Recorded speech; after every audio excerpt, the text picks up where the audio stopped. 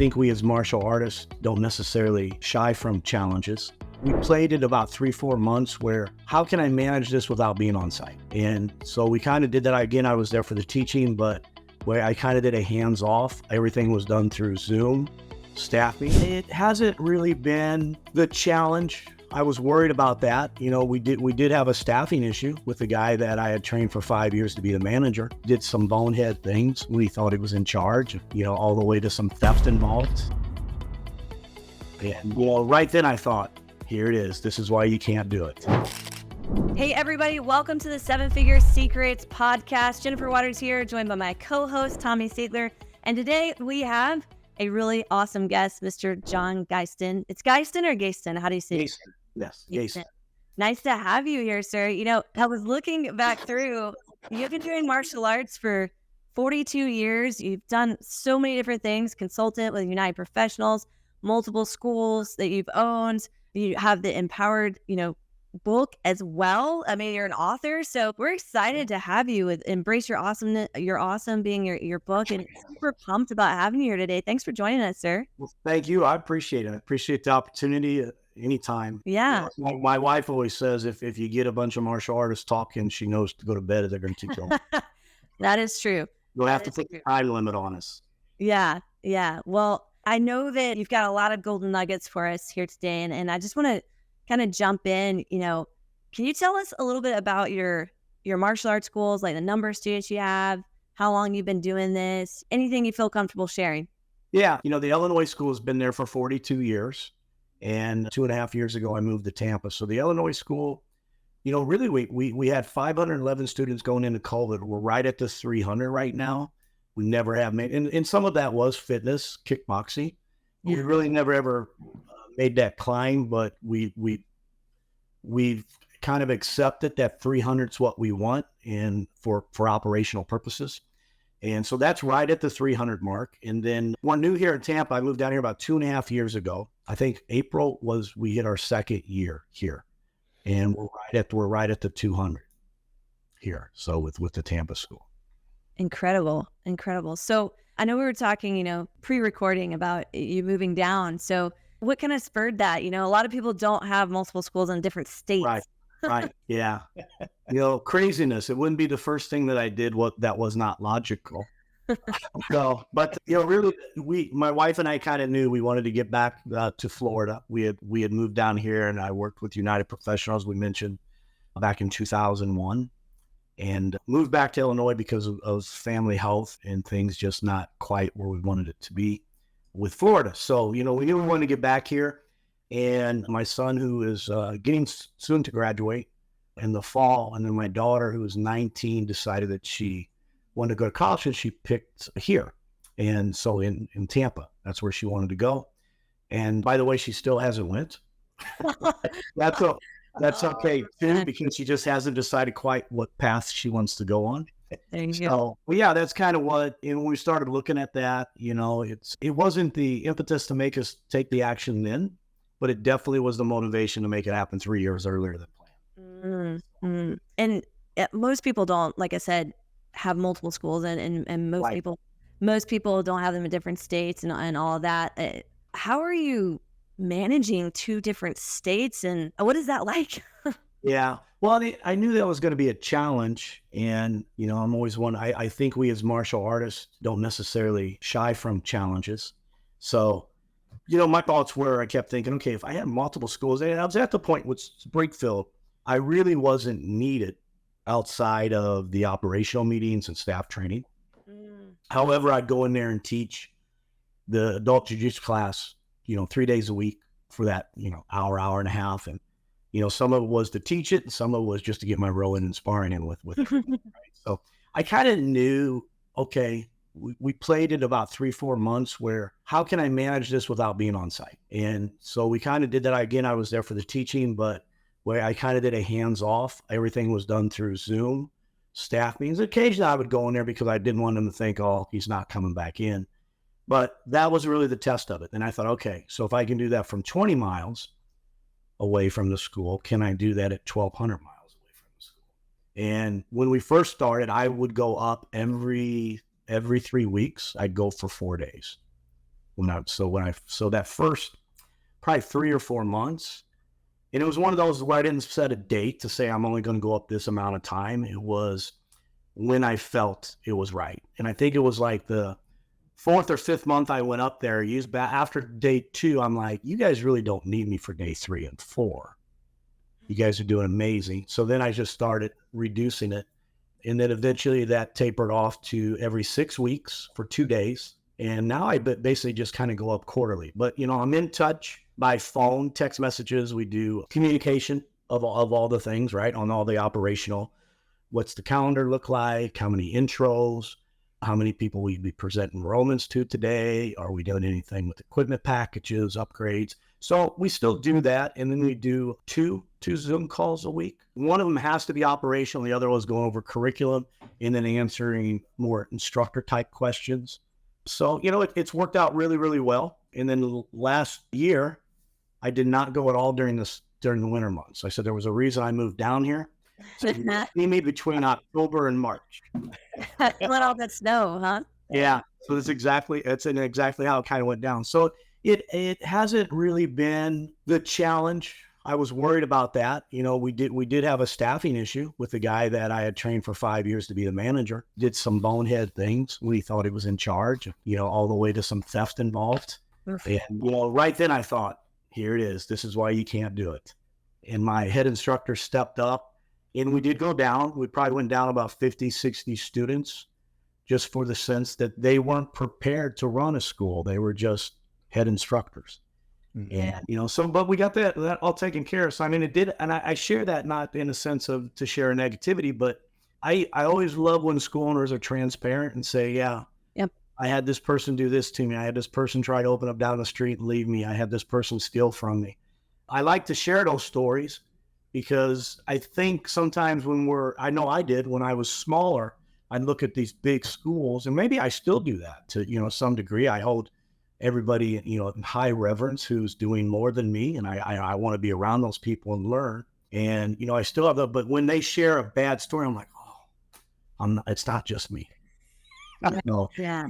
I like to share that. And also it wasn't challenge free. It wasn't as easy as I just described, but, we knew where we wanted to go with it. Yeah. I think Dad and I have, we've definitely checked almost all those boxes that you just talked about. Like, I don't know how you get big pulling in lots of revenue and not encounter those things. Right. I think it's just the cost of greatness, and trying to make it great. So, yeah, I think the more that you've established and gained, the more people want to take. And, this, and the sad thing about it, and I'm sure it's the same in your boat, the person who did steal, we changed his life. He was a former addict. He was in rehab. He was on great course for 6 years, but soon as he had a 1,200-mile radius of me, he took on a king-like syndrome, the staff, and then all the other things happened. And I know that he said to me, this is the most rewarding and the highest paying career I've ever had. Wow.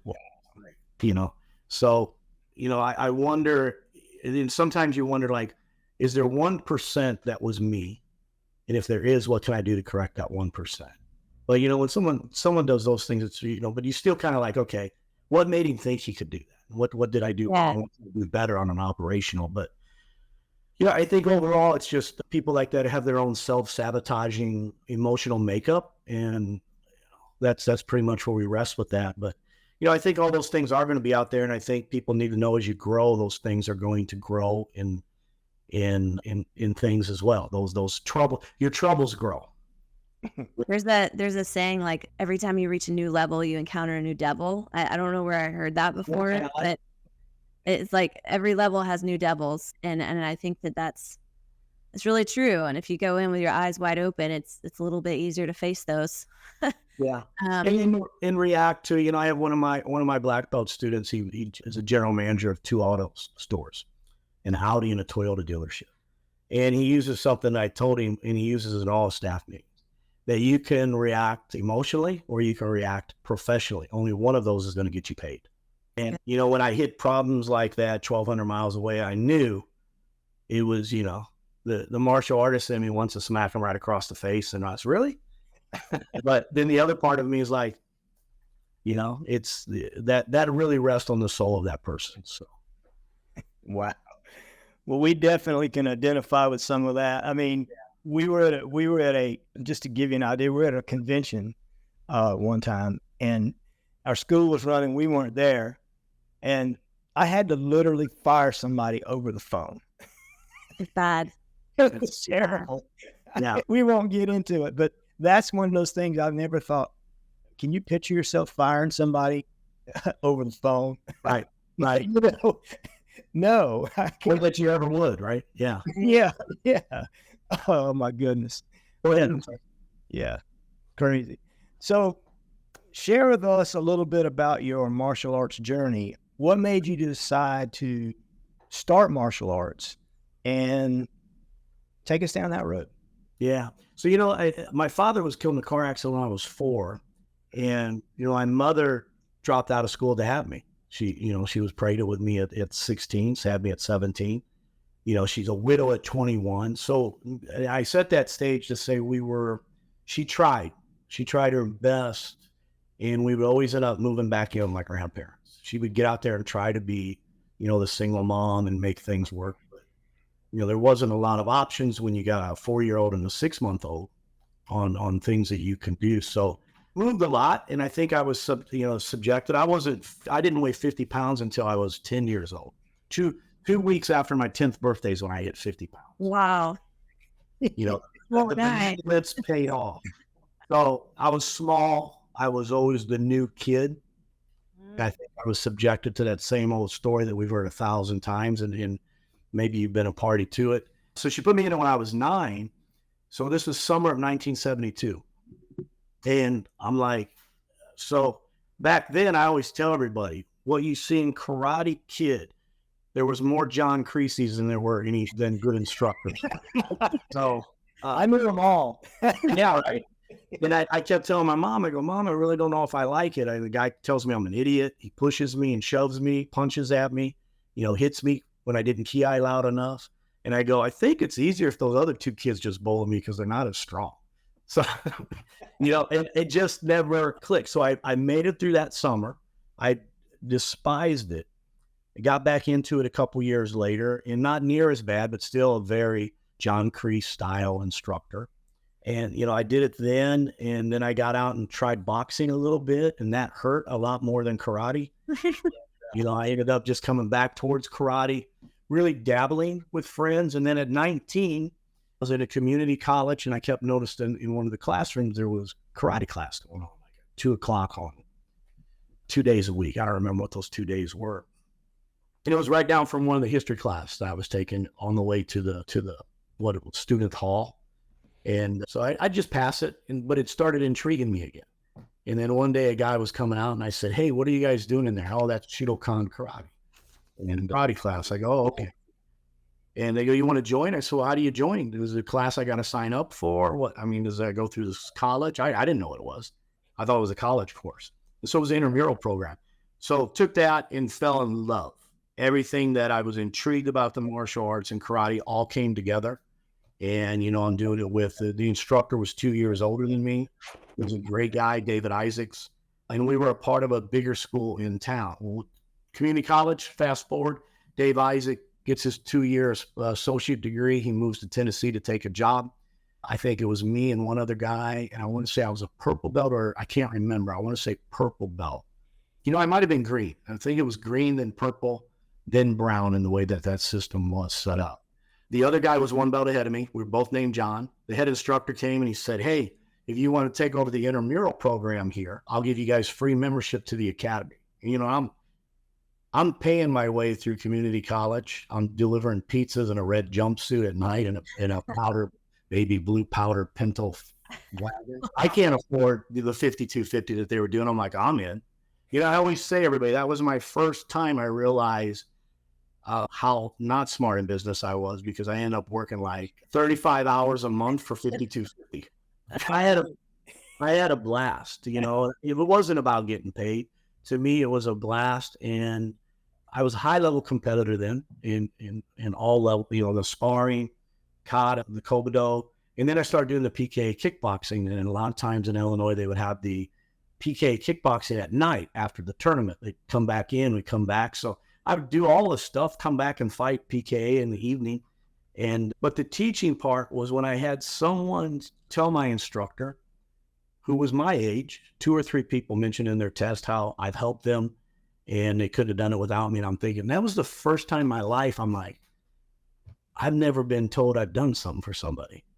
But I was already enjoying it. So that wasn't the thing. But when I did, it was like, hey, maybe I'm good at this. Maybe I'm better than I thought. So, I always say my career really started because karate found me. I didn't find it. I mean, it literally grabbed me in the hallway because I kept walking past it, because of the previous experience. And I was still intrigued. And the chance that someone would, my instructor saw something in me out of 7 other people and asked me to do it. And then, we just developed it. I'll probably butcher this. I am not who I think I am. I am not who you think I am, but I am who I think you think I am. Right? That's confusing. Yeah. So my instructor, I just assumed I was a good instructor because he thought I was a good instructor. And I went out there just to play that role every time. And, and I know that, Tommy, you can probably relate to this. Back then, no one taught us how to teach. You just imitated the person that you thought was best. Yeah, really. Yeah. And I don't think anybody actually taught me how to teach a class or do anything until I went full time with it in 96. So, I kind of worked part-time with it, got out of school, started a school a year later, moved my school to Springfield. And then I was doing very well in my career. I was a labor relations.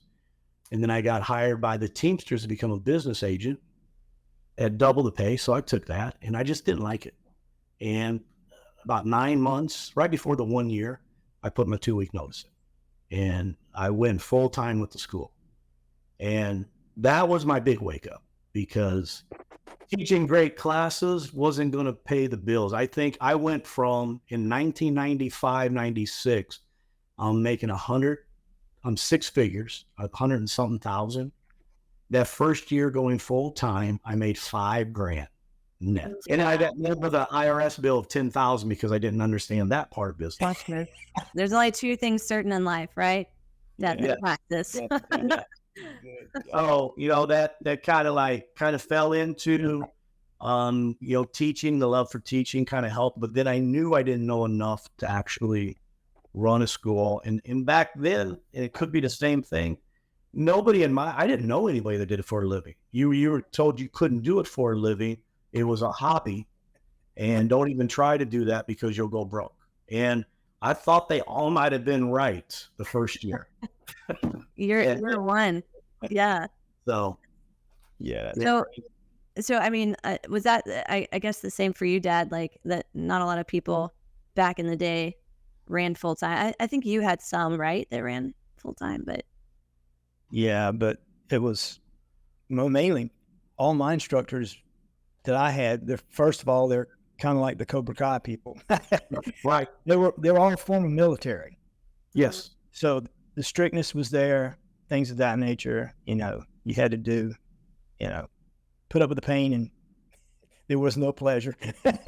Building up a shy 9-year-old's confidence wasn't their expertise. Right? Back then, it wasn't like it is now, where now we want to take shy kids, the kids who spin around on the floor, to kids who have on the spectrum and stuff like that, and help them along.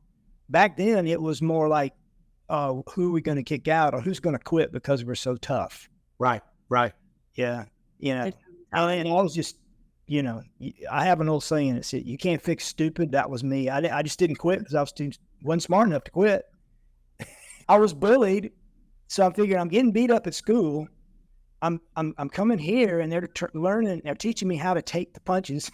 So yeah, you could relate. It was like you're being bullied by a kid to being bullied by this full. Yeah, that's a different way of looking at it, but that's about right. And it just, but that was a great time for me because the camaraderie and the building of friendships, amazing. Right, 100%.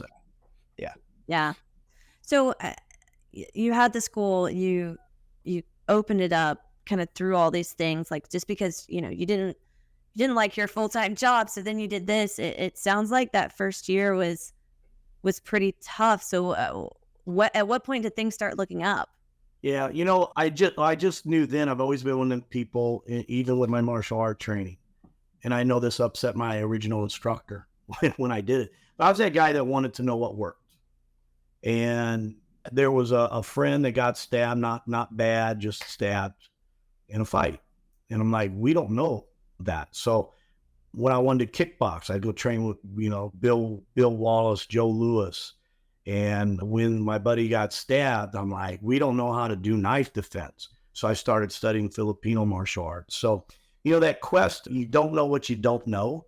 Yeah. Has always been kind of my mindset in the martial arts. And at that moment when I'm making 5,000, I know I don't know what I think I know. And I want to say a friend recommended Sean Flanagan, who was out of Boston at the time. He recommended United Professionals, and he said, "Oh, they'll do your billing. They have events where you can learn how to do your school better." So I signed up. Then I signed up with, I can't remember if it was NAPMA when Graydon originally had it. Yeah. Or if it was something else back then. I don't remember. Well, that was EFC. Yeah, but it was whatever John Graydon had. And that's how naive I was. I had no clue that United Professionals consulted. So I grabbed the billing company and then went to NAPMA for consulting. Yeah. But I never attended a live event. And I just started reading stuff and saying, oh, an intro lesson. That would be interesting. I don't have to say it's this rate. I can charge a program and a down payment.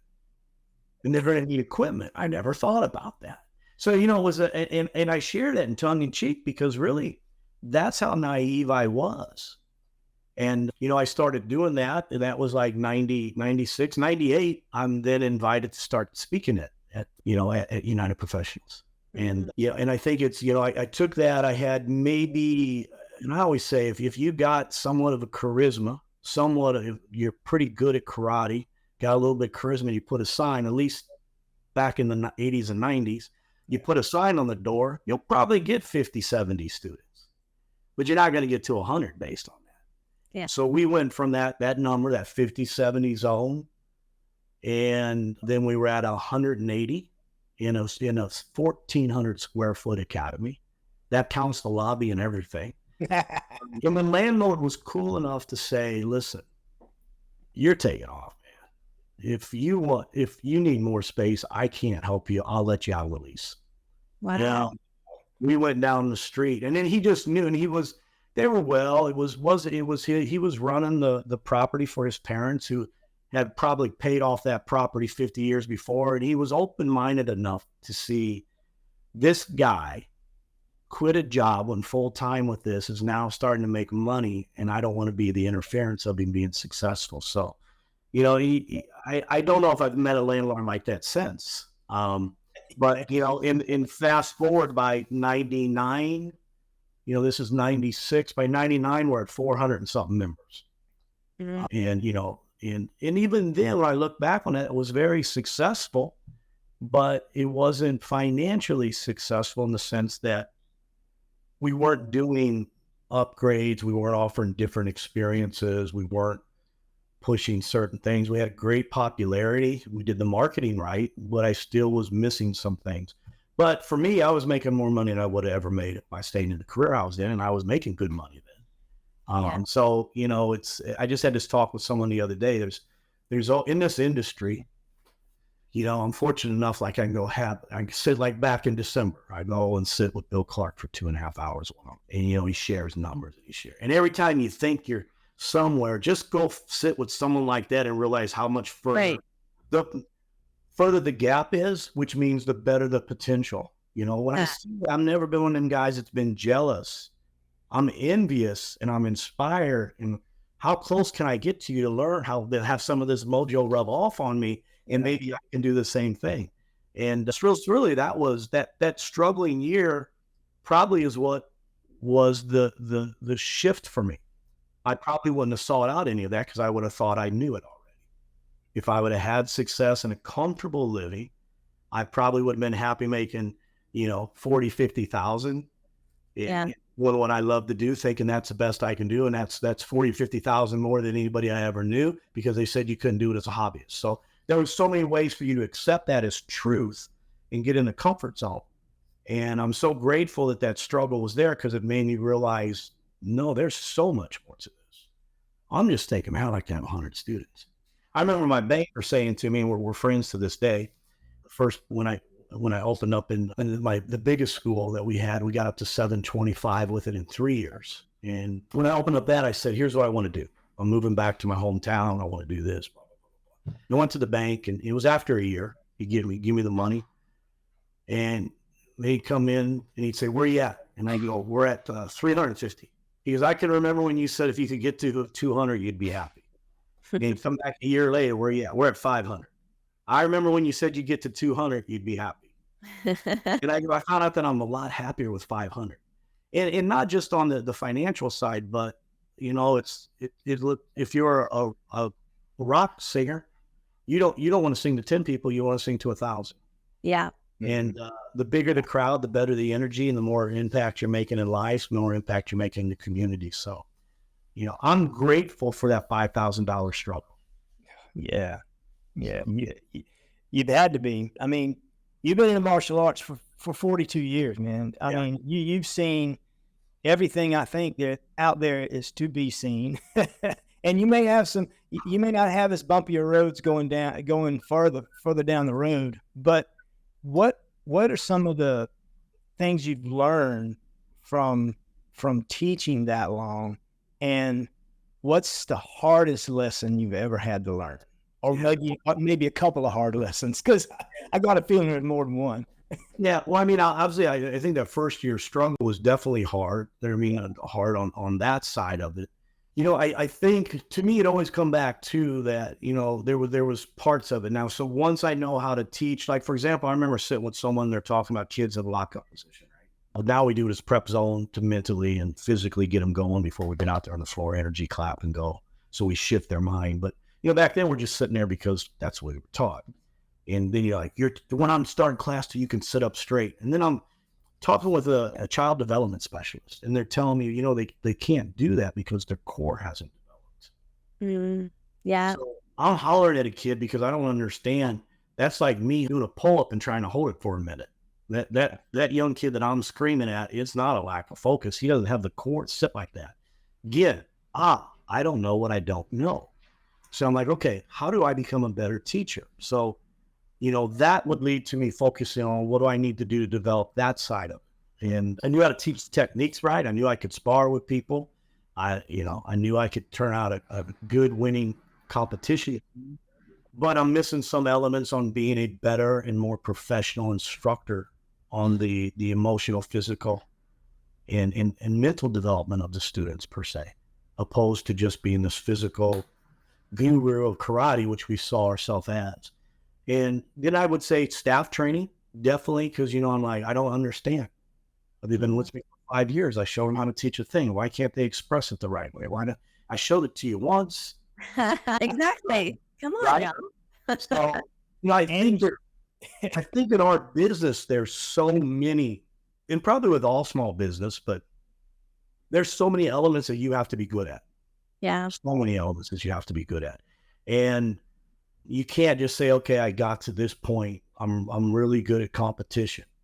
Well, what am I doing with my 4 and 5 year olds? Can I develop that future person, and not even develop into a martial arts? Can I develop that person that is going to grow up more focused, more confident in himself? And I always say this, my mindset is I want to be the person I needed when I was 9. That wasn't there for me when I went to learn karate. So I teach my staff that, you know, be the person that you needed in your life when you were young. You're a mentor. So can we change lives? Can we help that teenager who we know at some point is going to be in a situation where he has to make a decision and not fold unhealthy peer pressure and make a bad decision? And that's somebody who develops confidence, you know. Then that same person is going to persevere through the first breakup, through the first team that they get cut from not making it in English and feel like a failure because they didn't make the honor roll student over one subject that they're not as strong in. Yeah. And, you know, and then all the way through their careers, all the way to being a parent in the future. So, I look at it as that's really our impact. I want you to be good. I want you to be able to get out of someone. Hopefully no one ever puts you to chokehold. No one ever tried to punch you in the face. But if they do, I want you to know that you can do it. But the rest of that stuff you're going to do every day of the rest of your life. And that was the big mind shift for me once I started learning how to teach. And it wasn't that it wasn't important to me. I just didn't know that that was my job. I just thought I was supposed to teach good karate. Right. Yeah. So, I think all those little things, operational, staff development, multiple locations, that's a completely different beast than what you're there every day. And how do you remove yourself from that? I think it was Dave Kovar, and multiple people had said this to me, but my pivot came for me to be able to do Tampa. It really probably happened 5-6 years before that. I'm walking down a hallway at an event in Colorado, and Dave Kovar puts his hand on my shoulder. He goes, Mr. Gates, let me ask you a question. Why don't you have multiple locations? And, at that time, too, I still wanted just to be involved. I wanted to be a teacher. I wasn't, because I knew a lot of guys that were successful. And I remember a friend telling me, I got 6 schools, but I've never been in 4 of them. I'm thinking, no, why, how? Because I left the career to do this for a career. And then those guys became businessmen, which I don't fault. That was their path. And I never want to, I don't want to say I didn't want to be that, but that wasn't aligning with me, so I disregarded it. So when I saw multiple locations, I didn't see that one location that I could have and make that impact still. So, run it. And he said to me that, and he goes, out of all the people in the room, I believe you're the most qualified to run multiple schools. And he goes, can I challenge you with something? I go, oh, sir, He not said challenge. And he said, how many hours do you teach? And I said, 18. I said, I'm not doing near as much as I used to. And I'm thinking 18 is like, oh, that's nothing. I'm not teaching all 50, classes. Yeah. So he goes, I want you to cut it down to 9. And I want you to take the other 9 and teach your staff how to become a mini version of you. And that may not be the exact phrasing, but I'm not really good at that. I admitted it. I'm not really good at that. And he goes, but you can be if you talk 10 hours a week. Yeah. And he goes, and listen, they're never going to be 100% of you. But if you had more time to do the things you want to do, build up your business, train more, spend more time in right? You guys, you grew up in this as well. How many baseball games, sporting events, school events we missed because I was helping somebody else's kid get through their thing? Yeah. And he hit me with that. Now at this time, I'm kind of past that, 21, 19-year-old. I do have a 14-year-old. So, I think that when he said, can you train it with them being able to do it 75% as good as you, would you be willing to give that 25% to do the things you want to do? And I was ready for that information that day. And I immediately went back and accepted that challenge. And I think that's what allowed Tampa to happen too. So, I think there was just all these I think there's something in your operation that you could look at. And if you looked at it honestly, you would say, this is an area I need to develop. This is an area I'm not in. And I think I always tell my students, I think in all martial arts, in jiu-jitsu, it 100%, because jiu-jitsu is not about knowing the arm bar. It's, we're going to spar now and show me you know it, because if you can't catch it, you don't know it. Right. You got to perform it. And I think the martial arts and overall teaches us to accept that failure is a part of steps to that last step, that everybody sees that last step and all success. But, no, I had 17 failures in that step to get there. And a lot of people try to hide from the failure. I'm always saying you got to embrace it. You have to the book is Embrace Your Awesome. Obviously, you got to embrace the suck. Yeah. You have to be honest with yourself. What is it that you need to improve on? Not to beat yourself up. So I think I've always had that open mind enough throughout every phase when I'd see someone like, oh, that's interesting. To this day, I've been around Roland Osborne since probably 90, 98, 99, if not before, who knows? He was a young kid then. And it's still to this day when I watch him teach something, I'm like, what a wonderful phrase. Yeah. Write it down, so it's, I don't, I'm still out there and I want to see what people are doing. If there's something I can do better that I want to do it better. What do you think makes, a great over the top instructor? I mean, I know you mentioned Roland just now, and he's arguably one of the best instructors in the martial arts industry. What do you see as this checks all the boxes for being a great instructor? Yeah, to me, I always tell everybody, you need to be able to, if you can't teach a 4-year-old, you're not going to be near as good as at teaching 20-year-olds. Yeah. Because the more you teach, I think the better you get at understanding, because it forces you to understand it. You have to understand what you know. And, obviously, you still got to train. And I see so many people who don't train, because at the end of the day, it's a craft, it's a skill set, and we're communicating a skill set, but we need to communicate with the skill set as well. And, and I'm not saying that an owner needs to do that. If that owner reaches a point where they're not training as much, but I think as an instructor, you definitely need to be training. You need to be teaching so to understand it better. And then you got to learn how can I communicate to a 4-year-old? How do I communicate to an 8-year-old? How do I not talk as long to a 4-year-old? How do I talk just to the 8-year-old?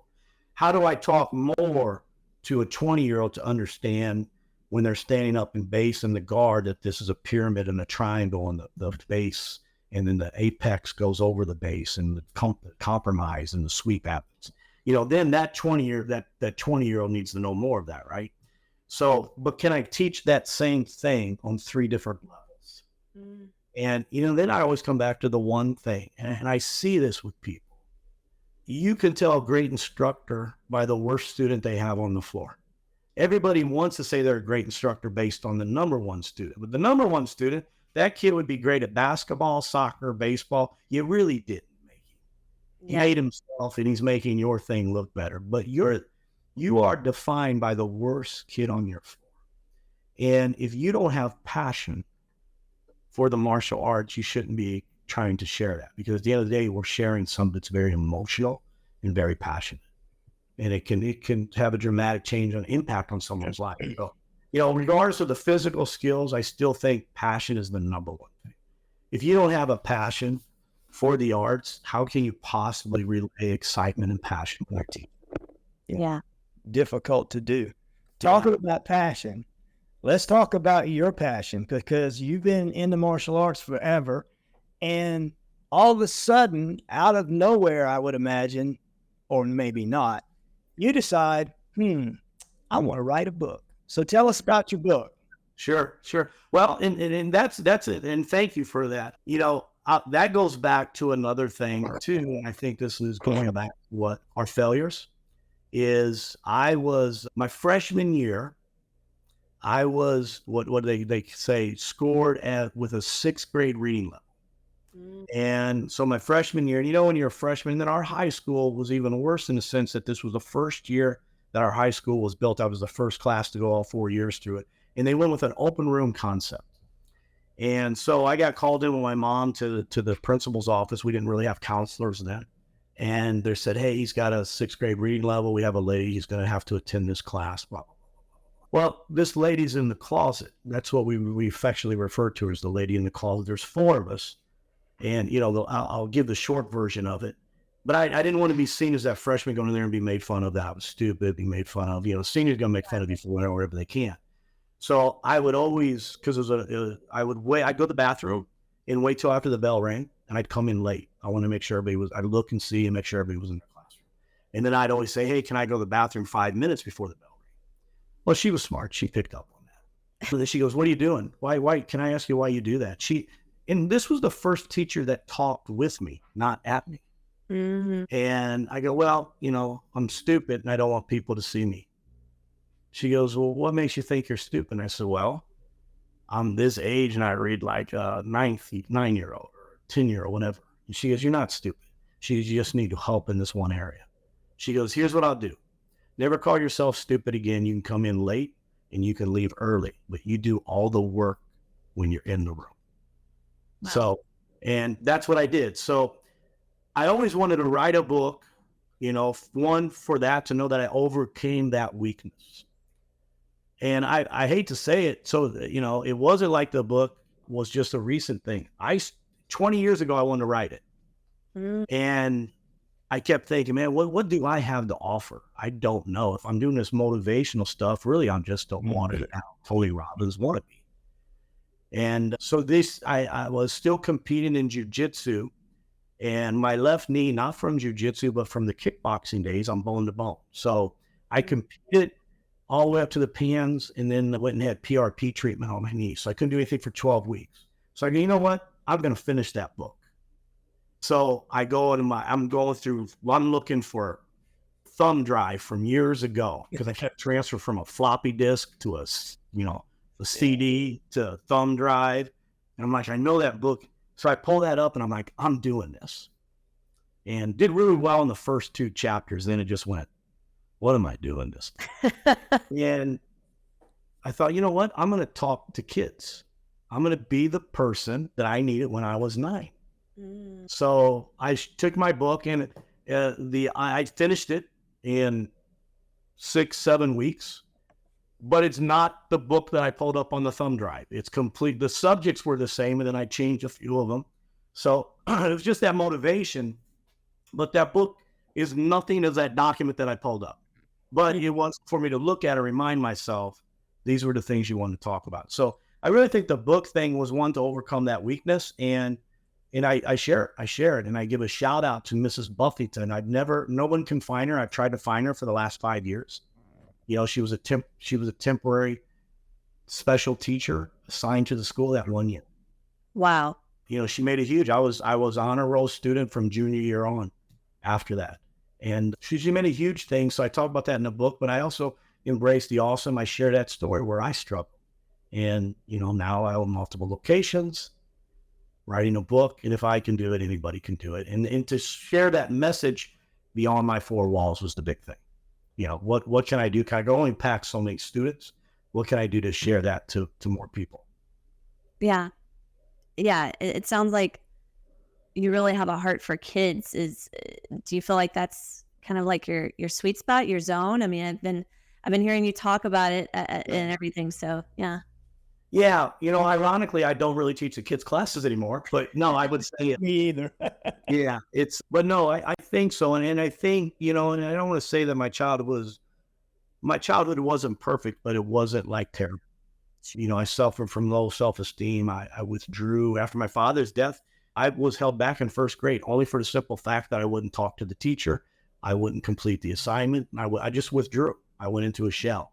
And, I think anytime I see an indication of a kid struggling, I think about me, and I think about what could have someone said to me at that moment to change my life. And I think so. Yeah, that's definitely where I'm at with that. It's really, really powerful. What do you feel has been I'm sure this stuff, growing up has pushed you forward. Has there been anything else that has been a huge driver for the success that you've had in your life, in your career, even to the point of business success? Anything that you could point to that was like, that's the thing that's made me the most successful? Yeah, I don't know if there's like one thing there. I don't know when I started teaching in the hallway, and then I had someone say how much I helped them and how much I was already making an impact in their life. I think then, okay, I want to, it's like I always say, maybe that's the kid in me, because I think kids want to please. And if you give a kid a positive feedback on something, they're going to come out and repeat it. So I think for me, it was a scenario of my success and my identity. I was starting to see who I was as a person by teaching and, still competing. But it was at that point I was getting credit for doing some things for people, making an impact positively on people's lives. And I think so then it just kept pyramid. I wanted to repeat it.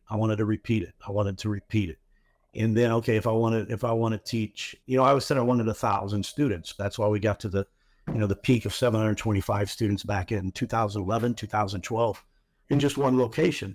And I think it was just, so I think there was just that kid in me that still wanted to say, my instructor thinks that great, I'm going to do that. And then the competitor is me, and not in a jealous sense, but oh, so and so does that. I remember the very first person when I went full time. That next year, a guy opened up full time and was huge.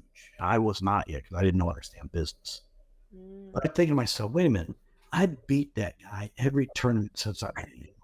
If he can do it, I definitely can do it. There you go. So I think there was that competitor too, and I don't say that. I don't mean that in a bad way. That was a positive inspiration. Yeah. I know I'm a better martial artist than him. What is it that I don't know? And I'm gonna beat him. And I have friendly competitions with people now. It'd be like, hey, when you open up your location when I did, let's check in every 6 months. Who has a higher student, and then we can talk about net. We don't have to talk about gross. Where's your net? Where's your this? Yeah. And I still look for that because that's the competitor in me. I'm happy for them. I'm not against them. To be a high level competitor, you need high level opponents to push you to that. So I'm never jealous. I'm high fiving and I'm excited, but I know if they did it, they just showed me it can be done. So, I think just that wanting to please, hearing the kudos, and then being just a competitive enough, like, man, if they could do it. And really that in 96, that was if the 5,000 and if the other guy would have opened up in the same town as me from another town, he was, I think he was, someone said a dog catcher. Yeah. And I'm like, wait a minute, a dog, I negotiated contracts for the state of Illinois. Yeah. I did grievance hearings. How can a dog catcher, I can beat the snot out of him in the tournament and now he's outdoing me in the operation? There ain't no way. Again, that's not critical of him. That's being positive for me. Yeah. I'm looking for everything that tells me, man, why can't you do this? Man, that's amazing. So what advice would you give to individuals that have embraced the struggle, like obviously you have, and we've done that too over the years? What advice could you give to them and to help them find their purpose, and how did you find yours? Yeah, I would think definitely be passionate. If you got a passion for it, then you're on the right path. There's a lot of ways to make money in this world, and teaching martial arts, if you're not passionate or care about your students, is probably the worst money you'll ever make. Because one, it's not gonna last, and two, you ain't gonna be happy. So I think passion, and then understand what is the purpose why am I doing this? And I think early on, that was me. I figured out early on what that transition from being, the next Bill Wallace to being an amazing teacher. And can I still be a Bill Wallace and be an amazing teacher? Because Bill Wallace is an amazing teacher when you go to seminars, right? Oh yeah.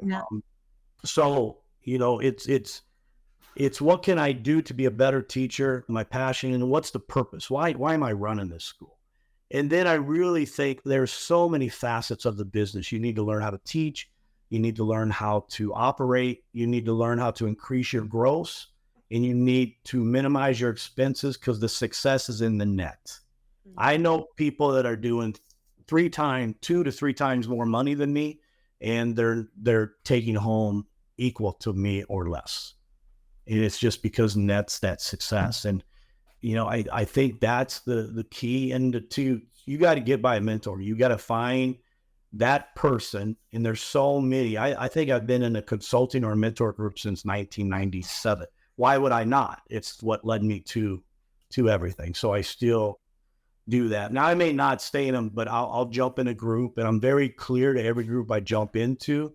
I'm wanting to focus in this area. I think that you can help me in this. And probably after a year, I may leave. I want to make sure we're not enemies when I leave, because in our industry, people get upset. And if that's cool and we have a handshake on that, here's my first payment. I'm in the group, so I'll do groups still. But for me, I don't need help on the phone. I don't need help with intros. I don't need help with, curriculum. I've got that through Gracie Humaida. I got that through my instructor and the 42 years experience. It's all established. But every once in a while, I still need help in an area that I think, even if it's not weak, I could be better at this, So I think you got to find that mentor that's doing where you want to be and cleaning it. I think too many people, and be transparent. I think there's so many smoke and mirrors in this industry. and sad. And I think it's any industry though. I'm confident that these 22-year-olds are not making 9 figures off of social media that they post they are. Oh, come on. They've got the Ferrari in the video. So Yeah. Yeah. Because then you go look and you see, wait a minute, how are you doing that when you only have 37 likes on this last video? Yeah. So I want those 37 friends because they must be paying a lot. Yeah, let me teach them. You know, what's that old saying? You don't need 500 students to have $1 million school. You just need one student willing to pay you $1 million for the year. Yeah. So, yeah. you know, it's finding your tribe per se, finding your people, finding your purpose, and then making sure that you have everything down and the experience is positive. So I think there's so many facets to it. You know, my brother remodels kitchens. I tell him, guys, it's got to be so much easier than what I do. Actually, I used to do that. I used to remodel cat houses and kitchens and all that stuff, being in construction. So, yeah, that's why I'm in martial arts now. Yeah, I'm sure it's hard on the body and stuff, but at the same time, I mean, you know, he doesn't have to really look at his numbers. He just knows, hey, I got this job. When I do 7 jobs. I know. He's not training staff. He's not how to sales present. He's not coming in with a curriculum that keeps students involved and retains them for 4 years, 4 to 5 years at a time. You know, maybe that person just does that kitchen once. You know, maybe they call you back to the bathroom later. But, you know, I'm just like, that's why I say there's a lot of money to be made, and he does very well financially. There's a lot of money to be made places, and martial art business is not for the weak, because there's going to be, you know, this is that ride. You know, I've been doing my best to hear. I'm fine with this right now too. Yeah, right back. You know, when I was younger, I wanted that all the way. We're taking off like a rocket. You know, I'm fine with that, leveling out for a little bit, regrouping, making sure my team has it, move on. So, you know, I had a friend of mine say the other day, he sent me pictures. He goes, I just signed a lease for a building. I'm going to start a school. He's never ran a school. He's never been nothing more than an assistant instructor. I wish him the best. I hope he does amazing. But I'm just like, oh man, find a mentoring group immediately. Yeah. And someone to do your marketing for you immediately, because you don't have time to struggle in this climate. And it's, you know, so I don't worry about him, but I think so many people jump in and they see what we're doing. Mm-hmm. And then I get it. I wanted to be those people too, but I call that posing. There's so many people that are posing rather than doing the work to actually get to the position. Right. And as what's the worst belt that you, and especially in the jiu-jitsu room, the worst belt that you can wear is a belt you can't represent outside your 4 walls. Yeah. Mm-hmm. If you go row at another school, you might be the best purple belt there is, and you might, but man, if you haven't got the same time as the other and you're doing that, you're going to be exposed. And I think in our industry, it's the same way. I think you won't be as exposed if you're really good at lying and hiding it from people. Yeah. You're exposed every day when you look in the mirror and you don't want to open that envelope because you know you owe somebody money. Yep. You know, and I think that's all of us. We went through that struggle. And I worry about, when I share that about my friend, it's not that I don't think he can do it. As a friend, I worry about him because I know the struggles. Yeah. Absolutely. So, what's kind of next for you? You know, you got your school up in Illinois, you got the school in Tampa. Like, where do you see yourself, you know, moving forward? Yeah, I don't, you know, it's a good question. I kind of ask myself that every week. If you were to ask me today and where I've been for the last 2 years, we probably won't expand in Illinois unless there's an absolute reason to. We did 2 to 3 different times. We had 2 schools when I moved down here, but the one school was very net profitable, but it never could really break 100. And as I left and we had to get rid of the manager, it was more profitable for me to close that school. And I still paid 6 more months of rent because I had 6 months left on a lease. Yeah. It was profitable for me to move that instructor in to make the other school more profitable. Right. So I don't see us doing another there. The goal here is 3, a minimum of 3, possibly 5. I'm 62 in 2 months. So if I was 52, I'd say 7 or 8. But, and I think really I want to create an opportunity that wasn't there for me. So I said earlier, I wanted to be the person I needed when I was 9. Now I want to be the person I needed in 96 when I thought I wanted full time. And I want to help people do it, because I truly believe, I was telling you when we started, Jennifer, that I live 10 minutes from my school down here in Tampa, and I passed 5 schools, 4 jiu-jitsu and 1 is taekwondo. And the taekwondo guy is a purple belt under Hobbs and Moore. So it's not that he doesn't know jiu-jitsu. Yeah. So there's a lot of schools here. It's definitely been a little bit different. We were the staple up there in Springfield for so long. I remember going here, and I started working the first 4 months. I went down the mall and I met with him, and I got in with the mall manager who was running the special events and stuff for the mall. I go, what would it take us to have a booth by the Easter Bunny at Easter time with the kids? What would it take to do that? And I remember she got a phone. Oh, I'm sorry. All right. Dogs. Okay.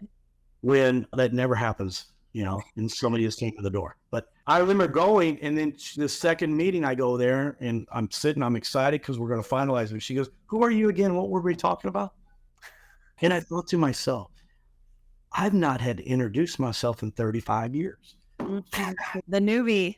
Yeah. And, and I don't say that in an arrogant level. I thought, hey man, it's all over. It's starting fresh. So I enjoy that challenge, because if I can make it here where nobody knows being repeated, then I know I got systems in place. Right. So definitely wanted to do, I see myself always involved. I don't see myself completely retired out of it.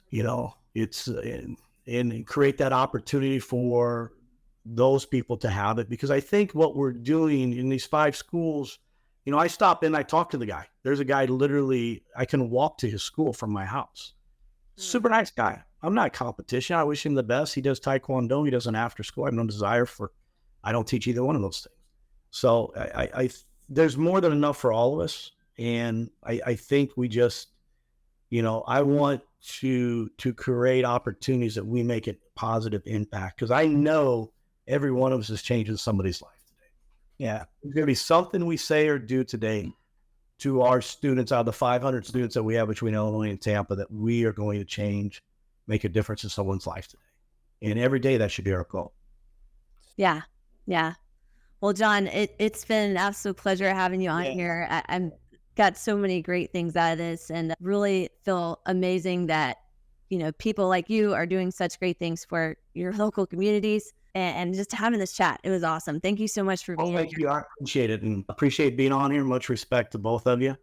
And as always, and I look forward to it. Anytime. Always, like I said, always come in and talk. Awesome. All right, guys. Well, that's wrapping us up. We'll see you next time on the 7 Figure Secrets podcast.